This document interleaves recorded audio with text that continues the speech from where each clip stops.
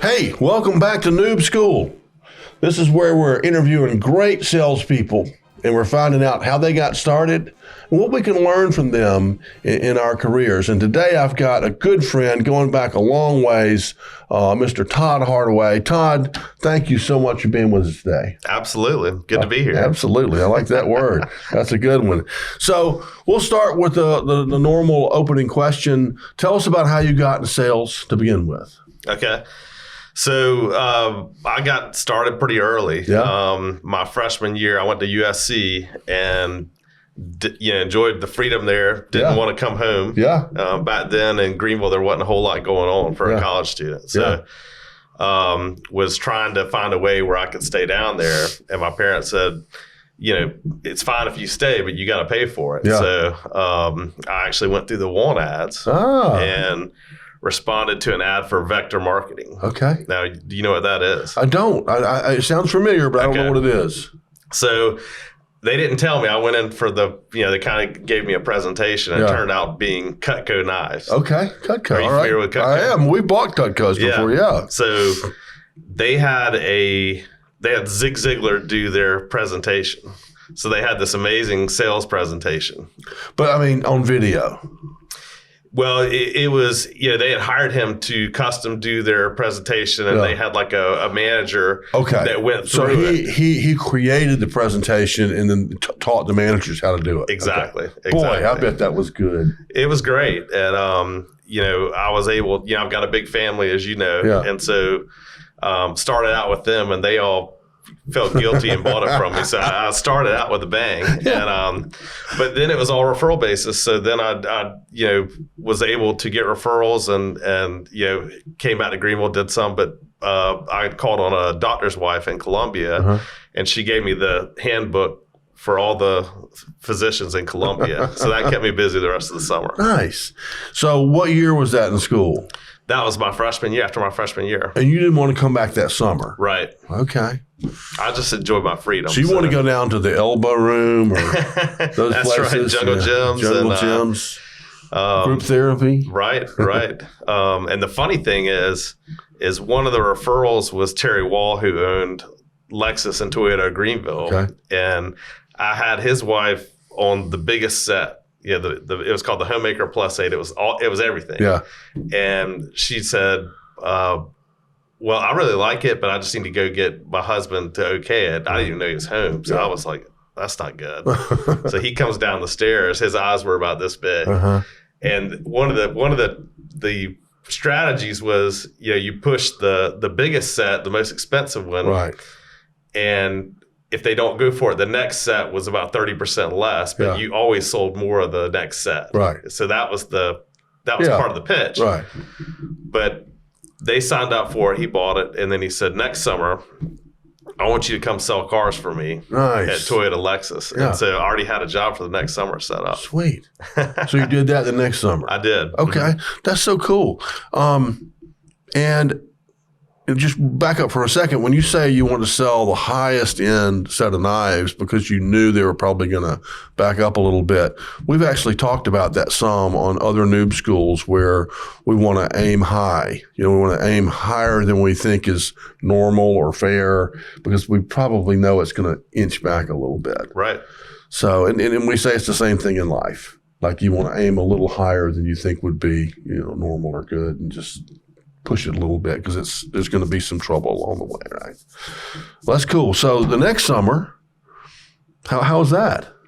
It was good. Yeah? It was good. I mean, it was, a lot of my friends were like waiting tables and getting tips and I was selling cars and you didn't sell, you might have sold 2 or 3 a week, but when you sold a car, that was a pretty big hit. So, So I made a lot more money than all my friends did. Do you get paid when you sell cars? Do you get paid a % of gross margin? You do. Okay.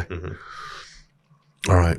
It's actually probably a percentage of net margin. So you got net. You got paid a percentage of the markup. So right. So if the markup is $5,000, they also have some other things they take out. The underflush, the tow service, or whatever it is. Right. And they leave you with $4,000, and then you get paid what, 10%? I think it's like 25%. It was 25% of the real margin, we'll say, for the dealer. Yeah. So if you sold, like Saturday was the biggest day. Yeah. And I sold 2 or 3 cars on a Saturday and I made $3,000, which back then, and that would have been 94. Yeah. I mean, that was way more than most of my friends made the whole summer. Right. So, yeah. I mean, that was Diamond Jim down there at the elbow room. Yeah. That's great. So you did that summer, selling cars. You've had 2 hand-to-hand combat situations already in college. What about the next summer? So the next summer I went to Europe. Okay.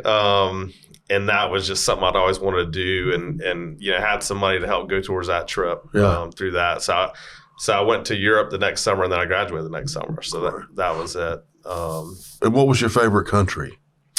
Probably Spain. Spain. Mm-hmm. España. Why did you like it so much? The lifestyle is good there. Yeah. They like to have fun, and they're pretty, they like to be outside, and it just is laid back, and they were pretty friendly. Food's good. Did you learn how to speak Spanish? No. Yeah. No, I took French, and I got to use it a little bit when I went to Paris, but it's hard when you don't use it every day. I know. It's true. It's hard for me to pick. Those countries are all so interesting, so different. Oh yeah, they are. Listen. So I'd forgotten about all your college shenanigans because I in the Noob School, I tell people, these are going to be some of the best summers of your life, or they could be, because you can do anything. Right. You can go to Kathmandu if you want to. You can be a Sherpa. You can do anything you want to do. And you obviously, you did 2 great things for your sales career and your business career. And one, which I also recommend, is people go to Europe or Asia or Latin, anywhere you want to go around the world. Check it out. Oh yeah, no. While you got the chance. Yeah, it's fabulous. When else are you going to have, 3 months open on the calendar to go check out not very the often. rest of the world? Not very often. Never, right? Never really again until you retire, maybe. It doesn't. You kind of have this long stretch of time when you're working. Well, that's cool. So you graduated. Did you go right to work for a great company, or did you? Well, I did. So I graduated in 4 years, and it was, it's hard to graduate in 4 years. And so one thing, I was in the honors college at USC, so I had to do my senior thesis. So that bled over a little bit into the summer. So I finished it probably in August, and then September I came to Datastream. So you came right to Datastream. Yep. And did I interview you and see on your resume that you sold Cutco knives and cars? Did I just love that? I don't think I interviewed with you. Oh, jeez. I think that Mark. That's not a good story, though. It'd be a better story if I did. Yeah, I should have told you that. That's all right. But so you interviewed with Mark? I think it was Mark, redheaded guy. Sullivan. Yeah, that was the HR guy. You're right. Yeah. Well, if I would have seen it, I would have said. You would have been impressed. Yes. Cars, yes. Because you're getting some real experience, some real hand-to-hand combat. And I recommend people, it's in my book. Like, if you want to become a good salesperson while you're in high school or college, sell something on commission. Right. Don't go work for, grandpa's, flower store, and say that's a great job that I should be looking at for your career. No. That might be an interesting job, but in terms of selling, Yeah, you got to be in the moment. You got to learn what it's all about. Yeah. Because you're gonna mess up a lot, but if you learn from that, you'll be fine. Okay. So, tell us about some of your successes along the way, starting at Datastream and some of the other things you've done. Some of the bigger sales or things you've learned along the way that might be helpful. I think at Datastream, what was, it was kind of like a sink or swim type thing. And we trained a little bit, but I remember I was going to be in training for, I think, 5 days. And the second day they came and got me out and said, you're on the phone. So, it's just, I think with sales, it's, you just got to get your routine. Once you can get in a routine, yes, then you can get through it. And then it's a lot of listening. A lot of times you're listening more than you're talking. And then just, learning more about who you're talking to. You always want to know more about them than they know about you. Right. And, get the hang of it. Yeah. Yeah. Well, I thought you would say something like that because I do remember that you had a good routine. And I think you probably have used that your whole career as you figure out what is it I'm supposed to need to do every day to get the success I want. And let's just check those things off the box every day. Right. And a lot of challenges that salespeople have is they get too excited about one thing or they get down about something and they kind of forget their daily metrics. And, just figuring out what those things are. How many people am I going to talk to every day? How much learning am I going to do in my space? How many customers am I going to go see a month? Whatever they are, just got to have them. Give us an example, either Datastream or now or somewhere in between of like what your daily checklist looks like. Well, I think, there's a lot, but I just think with Datastream, it's kind of like everybody has their own equation, right? So you know that if you make 30 calls, then you're going to get, maybe 8 sales out of those calls, right. So you got to make sure that you're doing that every day. Right. Because if you do 2 calls and they go well and you take a break, or you do 2 calls, they don't go well, you take a break. Yeah. You're not going to get the same output. Right. So you got to be sure, that you're always doing, what it is that makes you successful. Yeah. Yeah. Consistency. Consistency. Tell us about something that you learned about sales that turned out to be different than what you thought it was going to be. I think, one thing I remember, because at Datastream was software sales, and, I'm not a very technical guy, but, I think one thing you told us was like, hey, sometimes the more you know about your product is going to hurt you, because if you get in the details and the weeds, and you may get confused. The guy you're talking to is probably getting really confused. Right. That's going to lower the probability of getting that sale. Right. So, what I found is that if you get them excited about what it can do, and they can feel like they will be more successful if they have that in hand, then that's what you want to go for. You're painting that picture with them, right? What it can be like for them. That's right. I mean, I don't want to know about whether the thing has a reverse gear situation on the car. I mean, I don't care. I don't even understand it. But I want how do I look in that car? How am I going to feel in that car? Right. So I'm with you on that. That's awesome. And then Colby, do you remember what your Colby scores were? I don't. I remember doing it, but I don't remember what it was. But it must have been okay because I think I got the job. So. Yeah, I mean, that's true. I'm sure it was okay. I should have pulled that Colby. Yeah, I've got it somewhere. I've got it somewhere, and I should have pulled it. I just didn't do it. So, in your career thus far, tell us about a couple of good decisions you made that made a real difference. Not just a 1% improvement, but some change you made along the way that really helped you. I think, I had an interesting career path in that I went from Datastream to my family owns a business, and my grandfather wanted me to come work with him. Yeah. So I went from Datastream that was really fast paced, like every day, to the family business, which was very slow, and it's kind of like we're in this box, but we don't want to try this out here because this is what we have done all these years. Yeah.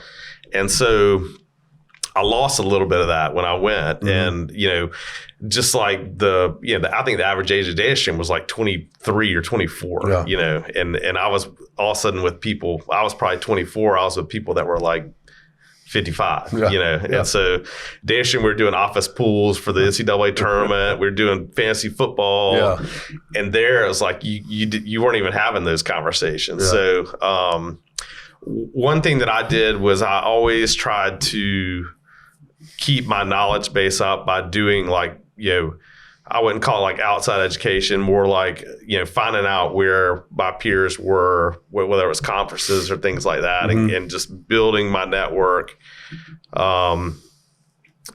It's funny in life how things circle back, just like you being in my building now, I mean, I would never thought that 20 years ago, but it does. And everything circles back. Right.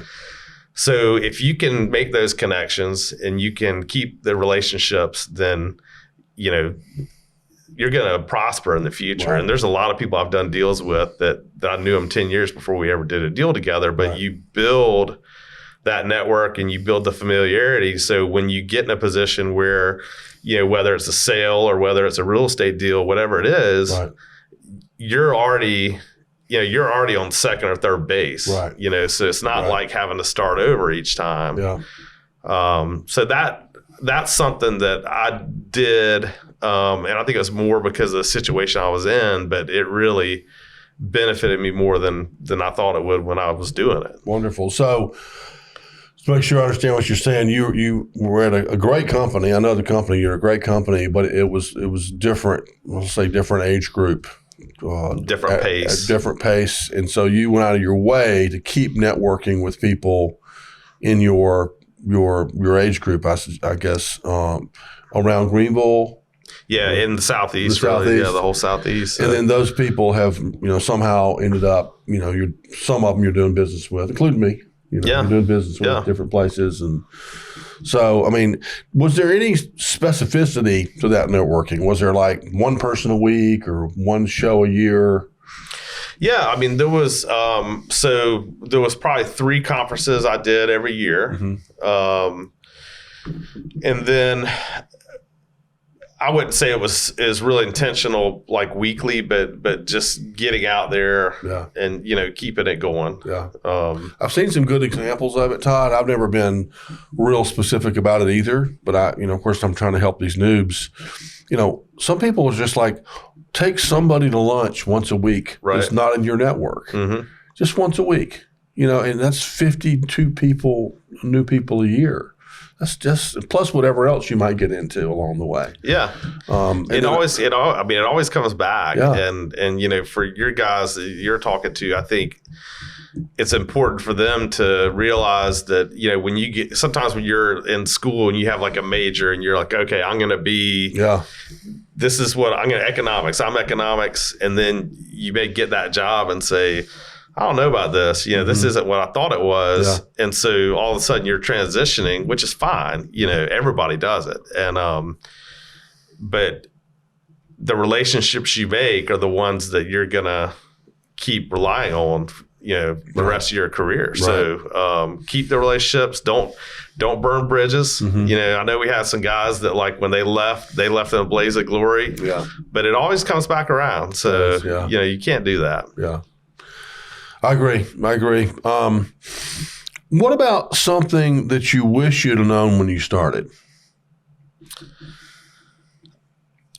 I think just that it takes a little bit of time to get your routine down and be successful. I mean, when you come in, you want to be great from the first day, and it doesn't always happen like that. But it happens. Right. That's a great point. Yeah, great point. You just when you come in, it's no fun to suck, but it's just it's part of the building blocks. It is, and again, I was certainly guilty of that myself. I mean, and so you're just so amped up, you want to be number one, and you start looking for shortcuts and some big deal that'll, right. You just got to get in there and just start doing the process and learning. And I have not seen one person who was patiently effective in their job, that stuck in the same relative niche, in the same relative geography, who wasn't very successful by the time they were 40 years old. All of them, every single one of them. Now, the ones that hopped around a bunch and changed careers and, maybe other things, maybe personal life wasn't so clean, it's more difficult. But people who just kind of kept it together in one general area, they're successful. Yeah. There's only one Elon Musk. We're all going to be Elon, but I mean, just successful people who are doing well Yeah, there's, and you're always trying to measure yourself because there was a lot of talent at Datastream. I mean, there was, it was when you look back and you think about all those guys that were like 23 to 25 years old. I mean, there was like 60 of them, and the majority of them were really talented guys and they're doing great now. Yep. And so you're always measuring yourself, which is good in a lot of ways, but some ways it's, it can be destructive in a few ways, but, you want to be good and measure yourself against those guys and do well. But, if you stay the course, you're going to get there if you're doing the right things. Yeah. And I'll follow on and just say that I've been down that path before, the comparison game. And the better question to ask yourself is, how am I doing? Right? How am I doing? Am I comfortable with where I am? If somebody else has become Elon Musk or Bill Gates or somebody, good for them. That didn't happen for me. But how am I doing? Right. I'm pretty, I want you to be happy with that. And there's certain personality types that they're geared towards being successful and making, they're going to make more than everybody else pretty quickly. Yeah. Sometimes in other parts of their lives, they're not as well-rounded, but it took me a while to learn that. Like it's almost like a sixth sense, and you just gotta, you have to accept it and understand it. Well, you're doing good. So Todd, what's your favorite word? Absolutely. I love it. That is a good word. Absolutely. All right.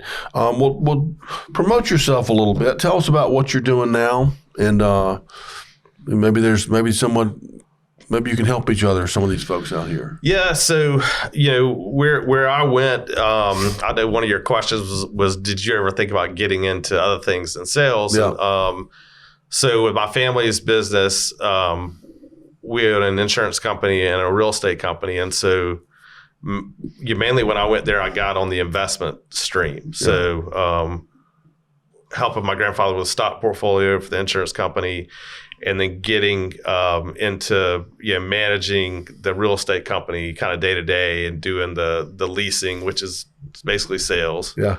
And some property management, that type of thing. And then that led to development, which, is building buildings and leasing them up. And so I think for me, what I've been able to do is just kind of had a well-rounded approach coming from sales, then coming from a family office background. And now I basically just, I work for an investment company, WCM. Yep. And so I'm putting real estate deals together. Okay. So we raise money from investors, and real estate's our primary vehicle. So I'm putting the deals together. We're raising money, and then, they're typically last 3 to 5 years, and then we're out. So our investors get a return, we get a return. And it's been great. It's a lot of fun. It's never the same. Yeah. And real estate's been a really good space to be in. Yeah. There's a lot of things you can do in real estate you can't do in many other avenues, and so it's been great. It's a lot of fun, and my sales background is invaluable with it. Are you on the side that's figuring out and putting together an actual real estate deal? We're more on the side of the equity. So like we raise money. So you may say, I've got this great idea. I want to build an office or a condo building or something. And so typically the person who puts it together may not have the money they need, because a lot of times it's a big check. It could be like $10 million. And so we would be the people that would partner with you and bring the money to the deal. I got you. And so part of my job is, math actually is a pretty big part, because you got to underwrite it and make sure it makes sense and kind of have the market knowledge. Yeah. Like, make sure that whatever they're trying to do is accepted in the market, so it's networking, talking to people who do similar things and say, hey, do you think this will work? Yeah. What are the rental rates? And then you just put the package together. Right. This is how much it's going to cost. This is how much the net operating income, the NOI, is going to be, and you value that on a cap rate. And so you create a value, can understand what the value is, right, and whether you're going to make money or not. So, right. Well, so cool because we didn't talk about head trash today, but some of the head trash I hear from college students about sales is, I don't want to be a salesperson. They think they're going to do it their whole life. Most of the people that they see on the Noob School, you wouldn't classify Todd as a salesperson today. You are, right? But you wouldn't classify yourself as one. Or some guy like Marty Osborne who's, running a business, or, there are people that are still salespeople, and it's great, but that's by choice. So, I would say that the sales background you got in college and those first couple of years working for Datastream, that's just another one of your skill sets. Right. You've got the math skill set, and the deal skill set, and the bank, the whole thing. So, well, I mean, in my business, sales is so important because I work with technical people. It's like architects and engineers, and those two fields aren't associated with super outgoing people. Right. There's a lot of introverts in that, but the ones who are the most successful are the ones that can sell themselves, because they're still having to sell themselves. They don't just get jobs. They gotta be out there and talking to people to figure out, to get those jobs. Right. So it's a necessary tool in your arsenal. Yeah. Even if you're in a technical background, you still got to be able to get the word out. So everyone's in sales. Mm-hmm. Everyone's in sales. Well, so if any of you want to do like a big fancy $10 million real estate deal, talk to Todd. He'll help you get it done. But anyway, thank you so much for being with us today. We really appreciate it. And I'm glad we started together a few years ago. So I'm glad we're good to reconnect. We're reconnecting here today. Yeah, absolutely. All right. I've enjoyed it. Thanks for having me. Thank you. Hey, it's John here. Thanks for listening today. Please check out noobschool.org. That's my website. That's where we have other videos and content that can help you get started in sales.